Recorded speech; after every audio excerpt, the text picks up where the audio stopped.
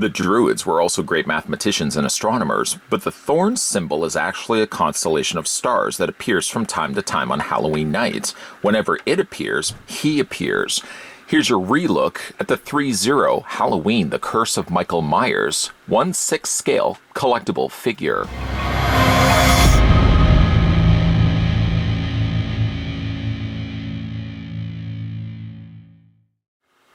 Threezero proud to present the Curse of Michael Myers 6-scale figure. This collectible figure features a face mask sculpt with incredible detail, rooted hair, tailored costume, and bloody knife. For fans of the Halloween series, don't miss your chance to add this one to your collection.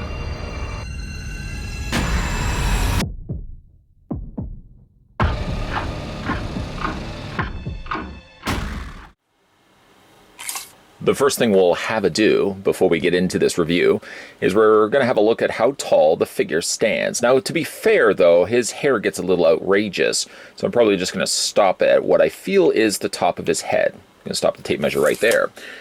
According to the readout, and if I'm looking at this right, the Threezero release of Halloween 6, The Curse of Michael Myers, stands 12 inches exactly.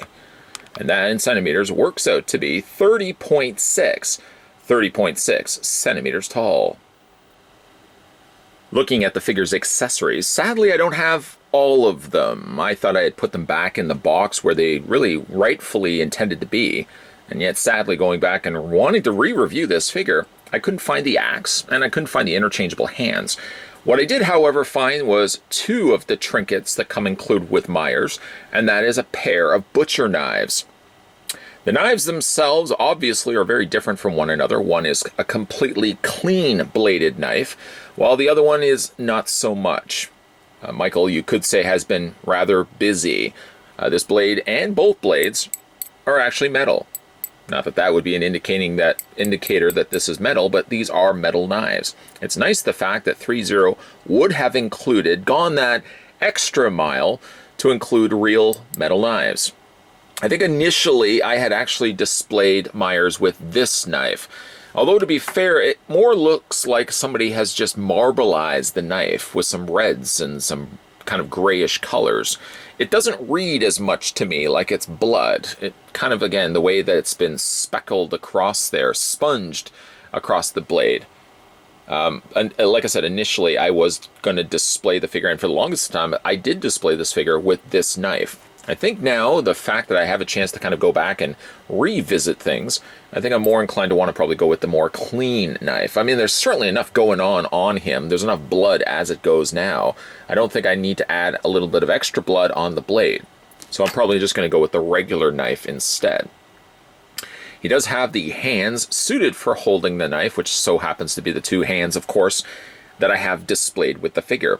The figure also doesn't come included with a display stand, but really none of the Threezero releases. There's been a long kind of timeline in which very few of the figures actually come with display stands. It would be harder to kind of press when those figures did come with stands, because more times than not they didn't.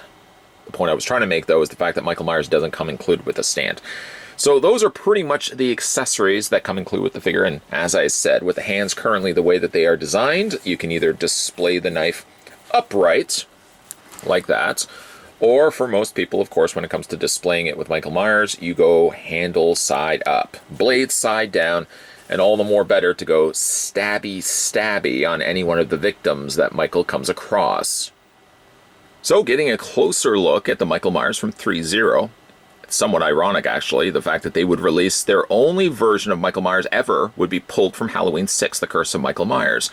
Deemed by many to be one of the worst Halloween films, yet somewhat ironic that it's one of my all-time favorites. If I was to choose just one Halloween film for the month of October, I would either choose Halloween 4 or I would choose Halloween 6. There's something very charming about Halloween 6. Though I don't care for the producer's cut. I think it's absolute garbage. The director's cut is definitely where it's at. And this figure is definitely where it's at when it comes to reproducing a really, again, unique looking Michael Myers. From, of course, one of the things interesting about this guy is that he does have a gray boiler suit or mechanic's suit.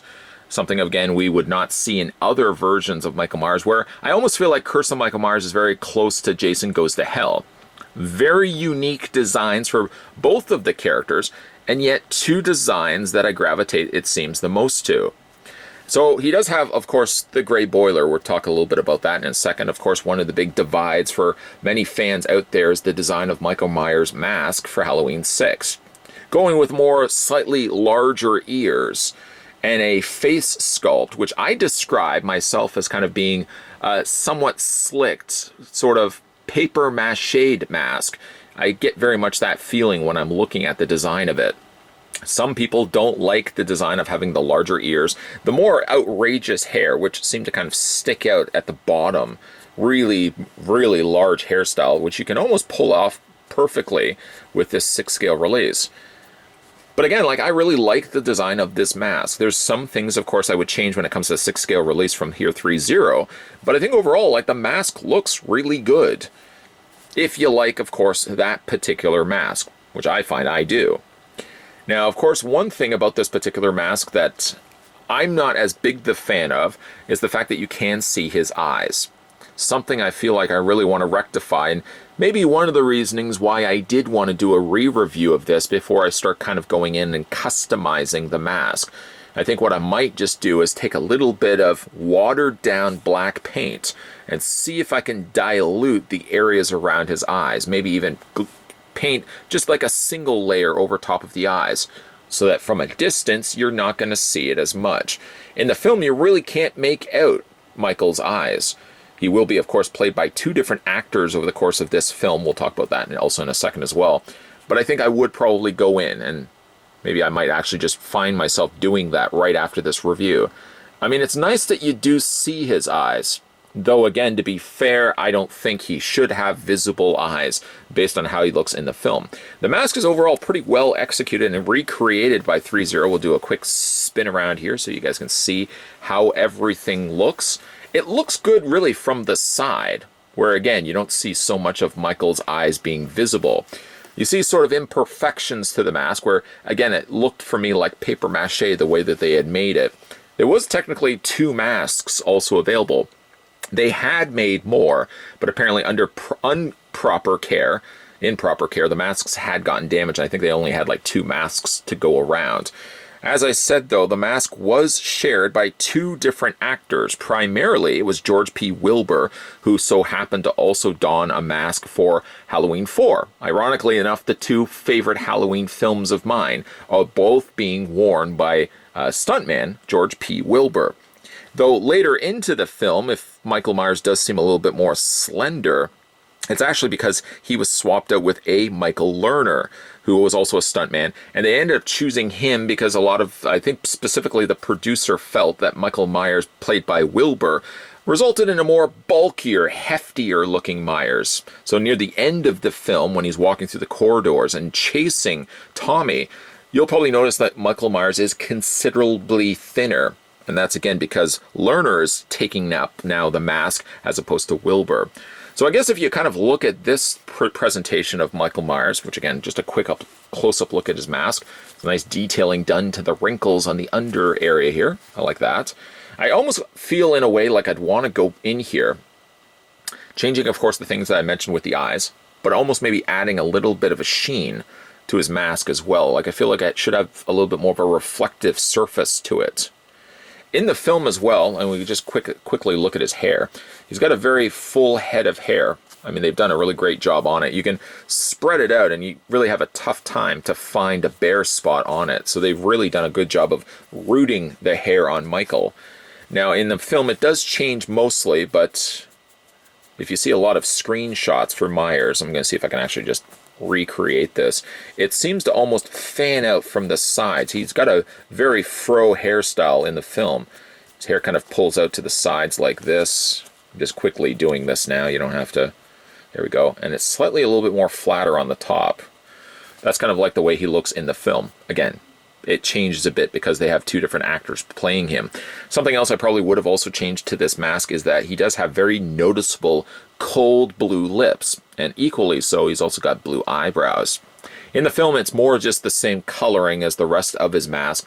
Maybe I might actually go in there and just tweak that a bit slightly. Other than those few little things, and these are small little tweaks, I couldn't be happier with the way that the mask looks.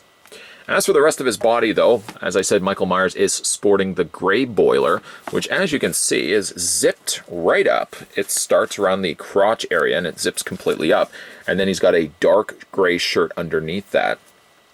I really wanted at one point to kind of go in there and fill this out. I feel like Michael, for me at least for the film, looks more menacing when he's a little bit bigger, the way that Wilbur presented him. So I might actually even see if I can open this up a bit. I know, again, a lot of this sounds like I'm tweaking the figure, but I'm just trying to get it to the look that I want to have him for. So I might actually just open this up a bit, take maybe a few cotton balls or something like that, and see if I can just kind of fill up the torso area here. He does have some pockets, which is nice, on the front of his boiler. And he has some pockets also located on the side. And these are real working pockets, by the way. These aren't faux pockets in any way, shape, or form. The boiler they ended up going with for this guy is a little bit more dirtier. In the film, I feel at least, he's got a cleaner looking gray boiler, but they ended up going with a very dirtied up look here, splashing some dry areas of blood around the torso area, around his arms, for example, and around his legs. He gets really excessively dirty when you look down in his boots. There's a lot of caked mud going on there. And this is something you don't see very often at all. No, I don't mean the 6-scale figure's legs underneath that. Is the fact that they've actually laced the boots. More times than not, most 6-scale companies will simply just sculpt the laces in, but Threezero actually gave you real working laces. Not that you would want to be unlacing Myers' boots anytime soon, but the fact that they would put something like that in there just shows the level of care and detail that they want to put into their pieces. Are the boots a little too muddy for my liking? Maybe just a slight bit. Again, I think when it comes to this figure, I would have maybe preferred a more cleaner look for him. Cleaner on the boiler, cleaner, more like less dirt and debris down at the bottom of his cuffs on his legs, and definitely a little bit, little pulled back, I think. Just a little pulled back when it comes to his shoes here. Have a look at the figure's hands and see how much detailing that Threezero have incorporated in just the hands alone. To be fair, though, I mean, as you run the sleeve up, you're really going to only be seeing the rest of the regular 6-scale figure's body. But the fact that they would sculpt these at least as badly scarred as they are, I don't think the red is necessarily from burns. More so, I think it's just the soaking of the blood. Because also this figure is using just a standard body underneath that, you don't see the continuation of that running up the forearm if they had only maybe stopped it right here. Something also completely omitted and forgotten, it seems, after Halloween 6 is, of course, the marking of the thorn, which is nowhere to be found here on the figure. So having a look at the figure's articulation, his head rotates all the way around. It's essentially sitting on a very large ball joint. And because of that, you can do a whole lot of stuff with his head. Rock it back and forth, for example, a little bit of that side nod. I always like doing that. You can, like I said, you can rotate it up and down, and you can rotate it back and forth. Michael Myers also has a crunch, upper torso crunch, back and forth. As I said, though, I would be inclined to probably add a little bit of extra padding to this. Just to be fair, though, I mean, they did add some padding into the jumpsuit as well. It's not just right to the body's torso, for example. There's, like I said, there's a little bit of padding on the front and a little bit of padding here on the back and on the front here as well. I probably will find myself just adding a little bit more, just to beef him up to the standards of where I expect the George P. Wilbur version of Michael Myers to be. His arms hinge outward, and probably as you're seeing this, you're probably also hearing it. He has a bit of a ratcheted joint. I don't know why they actually felt the need to add a ratcheted joint, but I'm not complaining by the fact that they do it. Ratcheted joints seem to hold their pose a little bit better because they're actually sitting on little ledges. Every time it goes over that one ledge, it kind of locks it in place until you move it down the next spot. So you get about almost a 90-degree angle with Myers' arms. You can move him forward, you can move him back. He has a swivel at the bicep. He has a swivel in his arm. Now, I don't know, on this figure, and if somebody else has picked this figure up for themselves and have this currently sitting in their collection, let me know as well.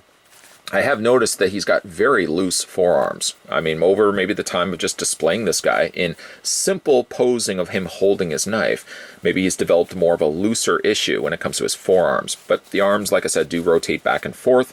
And his hands, whatever hands you ended up going with, the hands rotate all the way around and you can hinge them back and forth. Then we look at the lower half and the more dirtier half of Michael Myers. His legs split out. You have a swivel on the top cut of the thigh. a double hinge on the knee. And then if we just roll up the leg of the pants, you can also see full articulation in the boots. Somebody probably is also going to ask me what kind of material that they've used for the boots. The closest thing I could pinpoint for a description is it feels very much like a faux leather. It's more of a closer to a plastic, but the stitching and the paint would really lead you to believe that they've used more of a faux leather, and it does look really, really good on the figure. Just slightly tipping it upside down, you can see a full sculpted tread on the undersides of Michael Myers' boots, along with the very familiar trademark of Threezero in the middle there. You gotta believe there was a method to the madness of Threezero for why they chose Halloween 6 The Curse of Michael Myers for their first and sadly only release of a Myers 6-scale figure. I don't think you can chalk it up to the fact that it was the company's favorite film of the franchise, though if that was the case, I could relate. At least we could be best friends, because Curse of Michael Myers is one of my favorites from the Halloween films. Don't judge me. I think it more so had to do with the fact of what licensing was available. Curse of Michael Myers was released from a different studio from the other earlier Halloween films, so it made sense why they could choose probably this one, as it was a freed up licensing. Sort of the same way that Hellraiser 3, Hell on Earth, generally seems the Hellraiser film that they pluck from when it comes to releases. It probably was a more accessible license versus earlier Hellraiser films. But we're not talking Hellraiser here, and we're certainly not talking about Pinhead. We're talking about a pretty cool looking Michael Myers, again from Threezero. Going the route of Curse of Michael Myers, for whatever the reasoning was a smart choice on their part. It thinks outside the box in the same way that Curse thinks outside the box. The look of Michael Myers is very different than the ones we had seen before, and Michael Myers really much went back to his roots after Halloween 6, looking a little bit more familiar. I personally like the gray boiler suits, the messy hair, the large ears, and the pasty-looking face mask that all make up Halloween 6's Michael Myers. And maybe that, for that reason, is why I love this figure so much. There are things, yes, I probably would have changed differently to it. I probably wouldn't have made the gray boiler as dirty as what it was. It's a very soiled-looking boiler. I probably would have kept that more a little bit of a cleaner gray. The mask is good. I probably will go in and probably touch up the eyes so that you can not see the eyes as much. I think of all the things that I dislike, or all the things I like about the figure, the one thing I dislike about the figure, that's probably a better way of saying it, is that I don't like that you can see Michael Myers' eyes. Specifically and most definitely, when it comes to Halloween 6, you shouldn't see his eyes, or you should see very little of his eyes, more reflection than anything else. It's not H2O's Michael Myers, where you can see his eyes quite visibly, and I like that film for that reason as well. So I probably will go in just with a little bit of touched up black paint, fill in a little bit of those holes in the eyes. It's going to be a figure I'm going to be keeping in my collection anyway, so I don't mind doing that. I like the messier hair on this figure as well, and I probably will, when it comes to displaying this figure again, as he will be going back to my cabinet after this review, I think I'm going to favor instead putting him with the cleaner knife. The rusted, splotchy looking knife worked well before, but I feel like I've matured a bit since the last time I first displayed this figure. The figure isn't as bulky as perhaps he appears also in the film. Depending on what poison you pick, whether you want to go with Wilbur's presentation of Halloween 6's Michael Myers or A. Michael Lerner's, this kind of feels a little bit more like Lerner's body versus Wilbur's body, which was a much stockier Michael Myers. Either way, if you manage to pick up this figure for yourself, congratulations, you can give yourself a pat on the back. He is a harder to find figure, unfortunately, resulting in, a very hefty price tag if you happen to find this guy online.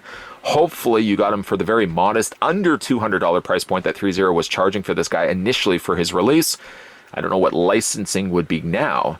I would certainly be thrilled to see this guy get re-released with maybe an extra little bonus for us lucky chaps that managed to pick up this guy the first go-around, but he definitely needs a revisit, certainly in the same way that I revisited the figure in this review.